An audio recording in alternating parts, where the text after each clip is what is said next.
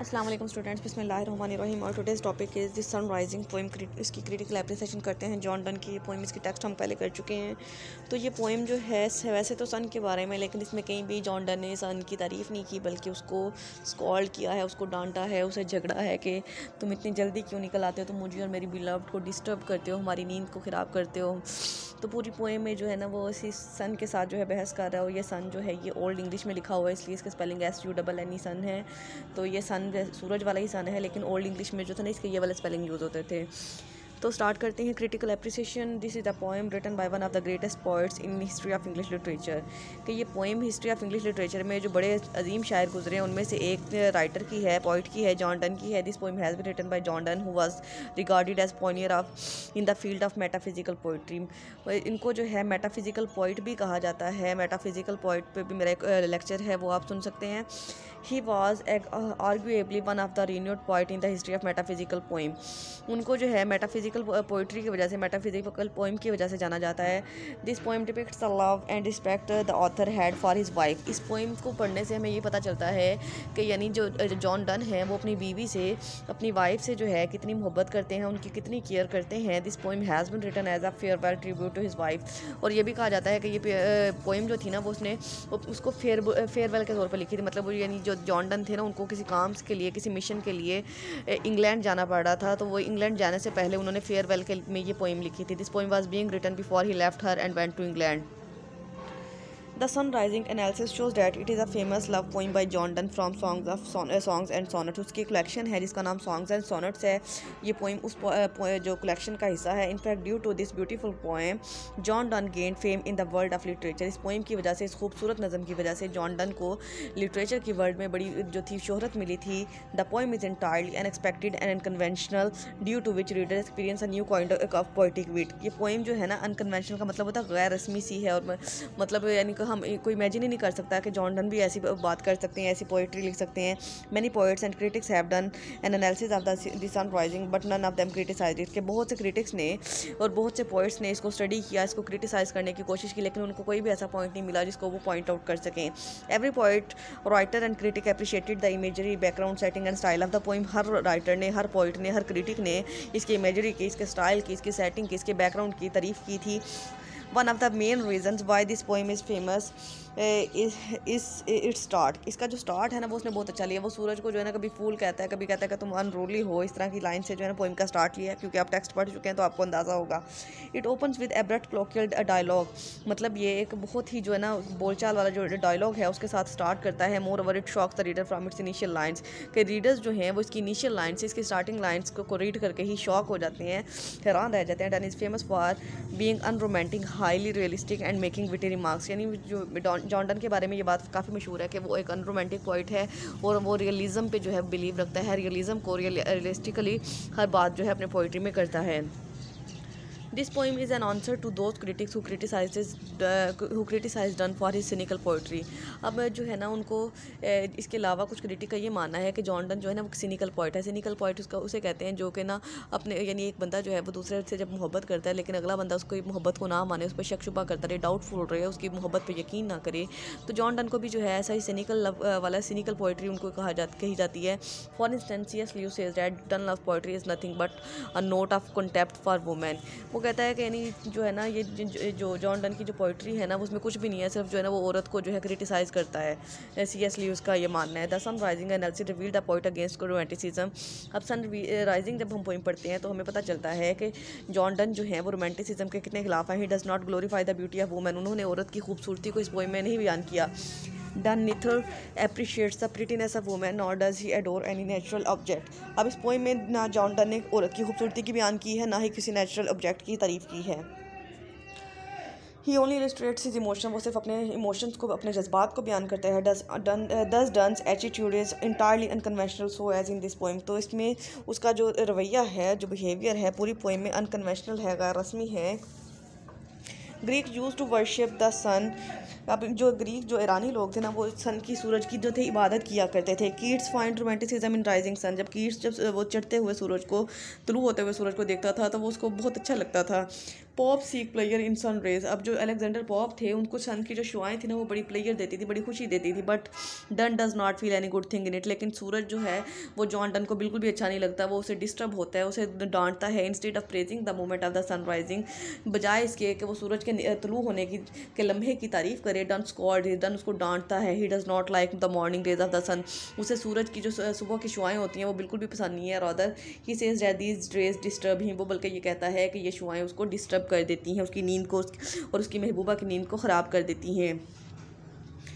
तो अब stanza wise analysis करते हैं। ये लाइन जो है 3 स्टैंजास पे कंसिस्ट करती है, 10 लाइन्स के इसके 3 स्टैंजास हैं, 30 लाइन्स की ये पोइम है। तो फर्स्ट स्टैंजा है analysis of the first stanza of the Sun Rising reveal the setting status and mood of the poet. इसमें जो है फर्स्ट स्टैंजा में हमें राइटर के मूड का पता चलता है, उसकी सेटिंग का, उसके स्टेटस का पता चलता है। The poet was making love with his beloved in the bedroom. अब जो राइटर था वो अपनी महबूबा के साथ, अपनी वाइफ के साथ अपने बेडरूम में मोहब्बत कर रहा था, प्यार कर रहा था, but sun ray disturbed him while peeping through the windows. लेकिन सूरज की शुआएँ जो कि खिड़की से और कर्टन से उसके कमरे में आ घुसी, उन्होंने उसको डिस्टर्ब कर दिया। The setting of the poem is clear to the reader. तो रीडर को अच्छी तरह से समझ आ गया कि ये पोइम जो है उसके बेडरूम में लिखी गई है और क्यों लिखी गई है। It is the time of morning and sunrise, ये सुबह का वक्त है और सूरज के तुलू होने का टाइम है। The windows of the bedroom are toward on the east side. अब जो बेडरूम की जो विंडो है उसका रुख जो है ईस्ट की तरफ है, मशरिक की तरफ है। Due to the unkind the poet thinks it unkind behaviour of the sun he becomes angry. अब ये क्या है कि पोइट जो है सूरज के निकलने की वजह से जो है परेशान हो जाता है, गुस्सा हो जाता है। He deals the sun with iron hands and scolds, वो जो है सख्ती से पेश आता है सूरज के साथ, उसको डांट देता है। ही डायरेक्टली एड्रेसेस, वो डायरेक्ट उससे सूरज से मुखातिब होता है। Thus this poem is a kind of dialogue between the sun and the poet, where as the beloved of the poet is silent listener. कि इस पोइम में जो है हम देखा जाए तो इस तरह से 3 करैक्टर बनते हैं, एक सन है, एक जॉन डन है और एक इसकी बिलव्ड है। जॉन डन और जो है ना बिलव्ड के, जॉन डन और सूरज के दरमियान जो है कन्वर्सेशन है, एक डायलॉग चल रहा है, और जो उसकी बिलव्ड है, जो उसकी वाइफ है, वो खामोशी से सब कुछ सुन रही है। The poet does not allow the sun to speak. अब जो शायर है, जो जॉन डन है, वो बोलते जा रहा है और सूरज को बोलने की, जवाब देने की इजाज़त ही नहीं देता। Therefore is also silent listener, तो उसको भी हम साइलेंट लिसनर कहेंगे, खामोशी से सुन रहा है वो भी। Anyhow the poet does not feel the sun rays are pleasant. लेकिन जो भी हो, पोइट जो है वो सूरज की शुआओं से खुश नहीं है, उनको इन्जॉय नहीं कर रहा, उसको अच्छी नहीं लग रही। Sun has tuned the mood of the poet, सूरज ने पोइट के मूड को ख़राब कर दिया है। Therefore he tells it off, इसलिए उसको कहता है कि तुम चले जाओ, मत निकला करो, सुबह सुबह हमारे कमरे में ना आया करो। Importance of love, the poet starts speech bye describing the importance of love. ये तो जाहिर सी बात है, जब वो पोइट जो है वो अपनी और अपनी महबूबा की नींद को लेकर इतना कॉन्शियस है, तो वो मोहब्बत की अहमियत को ही बयान कर रहा है ना। ही says that love is above all worship, वो कहता है कि मोहब्बत जो है वो तमाम जो बातें होती हैं ना उससे बढ़कर है। Lovers are not bound to time, वो कहता है मोहब्बत के लिए कोई टाइम नहीं होता। लवर्स जो है किसी टाइम के पे जो है वो बाउंड नहीं होते। They do not need any seasons to make love, उन्हें मोहब्बत करने के लिए किसी मौसम की ज़रूरत नहीं होती। It is the sun who should watch for lovers not vice versa. वो कहता है ये सूरज है जो कि लवर्स को देखता है, उनको ऑब्जर्व करता है, बल्कि लवर्स जो हैं वो सूरज के मोहताज नहीं होते। If lovers are making love the sun should not disturb them. अब वो कहता है कि अगर 2 लवर्स जो हैं, अगर हस्बैंड वाइफ जो है एक दूसरे से मोहब्बत कर रहे हैं, तो सूरज को उनको डिस्टर्ब नहीं करना चाहिए, तंग नहीं करना चाहिए। Donne has something more to say. अब डन जो है शायद कुछ और कहना चाह रहा है। In sheer anger he call sun are wretch. अब वो गुस्से में जो है सन को रच कहता है। He says that the instead of interrupting them the sun should go and reproach the boys who are late for school. वो फिर उसको सूरज को मशवरा देता है कि तुम जो है जाओ, जाके उन बच्चों को जगाओ, जिन लड़कों ने स्कूल जाना है, वो स्कूल के लिए लेट हो रहे हैं, तो उनको जगाना चाहिए। If not the sun should not go the courtiers to wake them up that they would go for hunting with kings. फिर वो कहता है जाके या तो फिर तुम उनके वो किसी बादशाह के दरबारियों को जगाओ जिसने बादशाह के साथ हंटिंग के लिए जाना है, शिकार के लिए जाना है। The sun may disturb the busy farmer who have a lot of work to do. वो कहता है कि सन जो है ना वो जो बहुत बिजी फार्मर्स होते हैं उनको भी डिस्टर्ब कर देता है, जिनके पास करने के लिए बहुत से काम होते हैं। मतलब वो जल्दी जो वो शाम को जल्दी जो है गुरूब हो जाता है, सुबह जल्दी निकल आता है, तो जिसकी वजह से उनके बहुत से काम रह जाते हैं। In short the poet wants to say that the sun may disturb anyone but not the lover. वो कहता है मतलब हम ये कह सकते हैं कि यानी जो सूरज है वो हर इंसान को डिस्टर्ब कर सकता है वो, लेकिन उसे वो जो है लवर्स को डिस्टर्ब नहीं करना चाहिए, क्योंकि लवर्स का कोई टाइम नहीं होता। They make love each and every time, each and every moment. इसके बाद आ जाते हैं सेकंड स्टैंजा पे। This stanza reveal the pride of the poet इसमें जो है ना जॉन डन जो है वो गुरूर में आ जाते हैं, थोड़े तकब्बुर में आ जाते हैं। He consider his beloved the most precious thing in the world. वो अपनी महबूबा को, अपनी वाइफ को दुनिया की सबसे कीमती चीज़ कहते हैं। More precious than the sun and its rays. वो कहता है कि मेरी बीवी जो है वो सूरज और उसकी शौं से भी ज़्यादा कीमती है। The sun is not respectable in the eyes of John Donne. कि जो सूरज है ना उसकी जॉन डन की नज़रों में कोई अहमियत, कोई इज्जत नहीं है। The poet asks a question from the sun. अब वो एक सूरज से एक सवाल पूछता है, thy beam so inward and strong, why should thou think what makes the sun arrogant. अब कौन सी चीज़ है जो वो से कहता है कि तुम्हें कौन सी चीज़ है जिसका तुम्हें गुरूर है। वाई इज़ ही रिस्पेक्टेड, यानी तुम्हें किस चीज़ के लिए इज्जत दी जाए। If it is because of his beams then the poet can all close his eyes and obliterate his rays but he does not want to do so.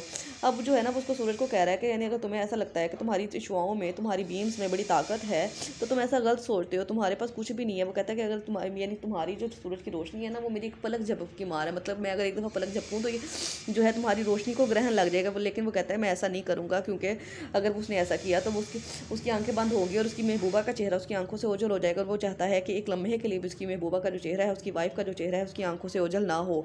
He has fallen in love with his beloved. वो अपनी महबूबा के साथ जो है मोहब्बत में मसरूफ़ है। Therefore she has become his life. इस वजह से उसकी ज़िंदगी बन चुकी है। He does not want to miss an opportunity of gazing at his beloved not even for a moment. मतलब वो एक लम्हा के लिए भी उसको देखना, उसको उसका दीदार करना जो है उसको मिस नहीं कर सकता। In next lines of this stanza John Donne consider himself a king and his beloved a queen. अब अगली लाइनों में जो है जॉन डन अपने आप को एक बादशाह कहता है और अपनी महबूबा को, अपनी वाइफ को एक मलका कहता है। He asks the sun whether he wants to see the kings of the whole world. फिर वो सूरज से पूछता है क्या तुम पूरी दुनिया के बादशाह को देखना चाहते हो। If yes they can be found in his bed. वो कहता है कि अगर तुम पूरी दुनिया के बादशाहों को देखना चाहते हो तो तुम्हें ये मेरे बेडरूम में मिल जाएंगे, तुम मुझे देख लो और मेरी वाइफ को देख लो। As he is representative of the kings in the whole world. और वो खुद को जो है पूरी दुनिया का बादशाह कहता है। He also makes reference to India spice and mine and put his beloved in just a position with them. फिर वो कहता है कि यानी पूरी दुनिया के जो जायके हैं, पूरी दुनिया के जो का जो ज़ोक है ना वो मेरी महबूबा पे आके जो है ख़त्म हो जाता है। मेरी महबूबा में मेरी कुल कायनात है, उसमें हर चीज़ जो है पाई जाती है। His beloved is spice and gold mine for him. कि उसकी जो है महबूबा जो है, उसकी जो वाइफ है वो जायकों से भरी पड़ी है। एंड गोल्ड माइन कहते हैं सोने की कान को। वो कहता है कि मेरी बीवी मेरे लिए सोने की कान की तरह है। If the sun wants to see he it can watch spice and mine with his beloved. वो कहता है कि अगर तुम इसे देखना चाहते हो तो फिर तुम जो है मेरी महबूबा को देख लो तो तुम्हें उसमें पूरी कायनात नज़र आएगी। क्योंकि जॉन डन उसको अपनी पूरी दुनिया समझ रहा होता है, तो वो ये चाहता है कि हर दुनिया की जो हर चीज़ है वो उसको वैसे ही कंसिडर करे जैसा कि जॉन डन खुद करता है। इसके बाद आ जाते हैं थर्ड स्टैंजा पे। John Donne compares himself to the king of the world and comes to the conclusion that he is superior to them. फिर जो है जॉन डन अपना मुआजना जो है दुनिया के बादशाहों के साथ करता है और इस नतीजे पे आता है कि वो उन सबसे सुपीरियर है, उन सबसे बढ़तर है। To kings it is only money and power that matters. अब वो कहता है कि जो बादशाह होते हैं ना उनके लिए सारा कुछ उनकी दौलत और उनकी ताकत होती है। But John Donne has the greatest power. लेकिन वो कहता है कि मेरे पास जो है दुनिया की सबसे अजीम ताकत है। He has love and a beloved. कि उसके पास मोहब्बत है और एक बहुत प्यार करने वाली, बहुत प्यार महबूबा है, वाइफ है। Therefore he is richest person on the earth. इसलिए वो खुद को दुनिया का सबसे अमीर तरीन शख्स कहता है। The glory of kings and princes is just ridiculous and their honour is mimic. वो कहता है कि यानी ये जो किंग्स की और प्रिंसेस की जो ग्लोरी होती है, उनकी जो अजमत होती है ना वो वक्ती होती है, या फिर उनकी जो इज्जत होती है वो मिमिक होती है, इमिटेशन होती है, कॉपी होती है। The poet also points out weakness of the sun. फिर वो सूरज की कमजोरी को बताता है। It is alone and has no beloved. वो कहता है कि तुम अकेले हो, तुम्हारी कोई महबूबा नहीं है, तुम्हारी कोई वाइफ नहीं है। Moreover it does not have feelings of love. ना ही तुम्हारे पास जो है मोहब्बत के जज्बात हैं। It also does not have emotion. तुम्हारे पास ना कोई फीलिंग्स है। Sun thus is also inferior to him. इसलिए वो सूरज को कहता है कि तुम हमसे जो है इन्फीरियर हो, हमसे जो है कमतर हो। The duty of sun is to give the light to the world, says John Donne, but has grown old now. But sun has grown old now. फिर वो सूरज से कहता है कि यानी तुम्हारी जो ड्यूटी है ना कि तुमने जो दुनिया को रोशनी मुहैया करनी है, रोशनी को दुनिया को हीट मुहैया करनी है। लेकिन वो कहता है तुम्हारी उम्र हो चुकी है, तुम बूढ़े हो गए इतने साल से ये ड्यूटी करते हुए। The poet is beloved and their room are the whole world. अब पोइट कहता है कि मेरी तो पूरी दुनिया जो है ना मेरा रूम और मेरी वाइफ है। Therefore the sun can fulfil his duty by giving light to only to their room. वो कहता है फिर सूरज को कहता है कि फिर तुम्हारा काम है कि ना तुमने पूरी दुनिया को रोशनी देनी है, तो मेरे लिए तो मेरी पूरी दुनिया मेरा कमरा है, तो फिर मेरे कमरे में जो है तुम आके रोशनी मुहैया करो। After doing so the sun can do rest as he needs it at this age. फिर वो कहता है कि ऐसा करने के बाद मतलब जब तुम मेरे कमरे में जब मुझे रोशनी की ज़रूरत हो, रोशनी मुहैया कर चुको, तो उसके बाद तुम रेस्ट कर सकते हो, क्योंकि इस एज में तुम्हें रेस्ट की भी ज़रूरत है। Thine as ask is as mention above the bedroom of the poet is the whole world, जैसा कि पहले भी बताया गया है कि यानी पोइट के लिए पूरी जो दुनिया है ना उसका बेडरूम ही बन चुका है। The sun should revolve around the bedroom of the poet. अब वो कहता है कि सूरज को सिर्फ उसके कमरे के इर्द गिर्द जो है वो रिवॉल्व करना चाहिए, गर्दिश करनी चाहिए। The poet is saying so because it was believe that sun revolve around that, क्योंकि सूरज, वो जॉन डन ने ये बात सुनी हुई है कि जो सूरज है ना वो ज़मीन के गिर्द रिवॉल्व करता है। तो वो कहता है कि मेरी तो अर्थ जो है, मेरी जो वर्ल्ड है वो मेरा रूम है, तो तुम्हें मेरे रूम के गिर्द रिवॉल्व करना चाहिए। The bedroom of the poet is the whole earth. या वो पोइट के लिए उसका होल अर्थ जो है ना उसका कमरा बन चुका है। The poet ends the poem while expressing his word of love in the following lines. फिर वो अपनी ज़मीन के लिए, अपने कमरे के लिए अपनी लाइन्स जो है अपनी मोहब्बत इन अल्फाज में बयान करता है। Thy bed, thy centre is these walls, thy sphere थी। फिर वो कहता है कि यानी तुमने अगर यानी रिवॉल्व करना ही है ना तो तुम इस कमरे को अपना सेंटर बना लो और इसकी जो दीवारें हैं ना इनको अपना स्फीयर बना लो और इसके गिर्द ही घूमते रहो। इसके बाद इसका थीम एंड स्टाइल देखते हैं हम इस पोइम का। Love is a prominent theme of this poem. ये तो हमने इतनी जो है इस पर डिस्कशन कर लिया, तो हम ये आंखें बंद करके भी कह सकते हैं कि इसका जो प्रोमिनेंट थीम है वो लव है। After careful analysis of each and everything Donne in Rising Sun has also expressed his emotion के राइजिंग सन में जॉन डन ने अपने जज्बात को बयान किया है। There are different moods in the poem में के जो है डिफरेंट मूड्स ने बयान किए हैं। At the start the poem it is angry. Start में पोइट जो है वो नाराज़ था, गुस्से में था। In the middle he becomes happy due to the wealth of love.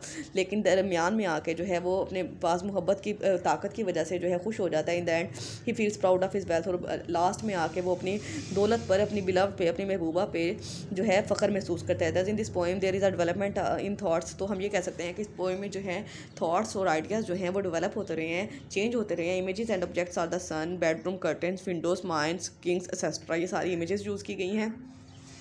None has also created some landscape images in the poem. इसके अलावा कुछ लैंडस्केप इमेजेस को भी बताया गया है। The style of the poem is colloquial, कि यानी इसका जो स्टाइल है वो बहुत आसान अंदाज में है, बहुत सिंपल लैंग्वेज में है कि हर एक को ईजिली समझ आ जाए। S T Coleridge has also done an analysis of the Rising sun.